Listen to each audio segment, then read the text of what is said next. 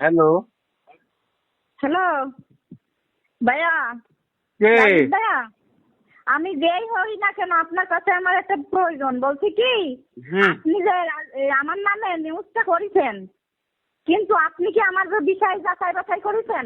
কার নামে news call? কার নামে news করলাম? এক খানকির খাবার তো গোষ্ঠী নামাজ পড়ে দেবো বলে মাদক চোদ, তোর নামে মানহানি মামলা করবো। তুই ওই নিউজ করেছিস, তা তুই কি শুনেছিস আমার কাছে? এক খানকির খাবার তোর হিন্দু বাড়ির মধ্যে তুই বিষয় দেবো বলো রে জম্মা।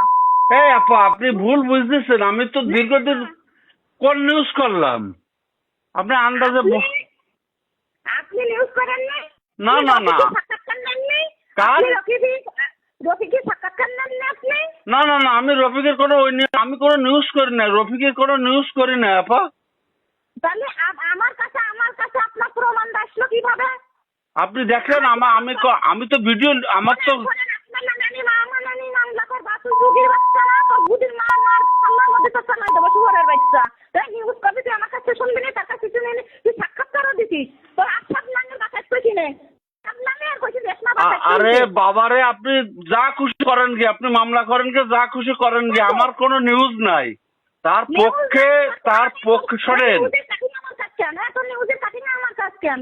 কই আমার নামে দেখেন তো, আমার নাম আছে কিনা দেখেন তো, কোনো আমার নাম আছে কিনা? তোর পত্রিকার নাও যাই, তোর পত্রিকার নাও যাইছে। কোন পত্রিকায়?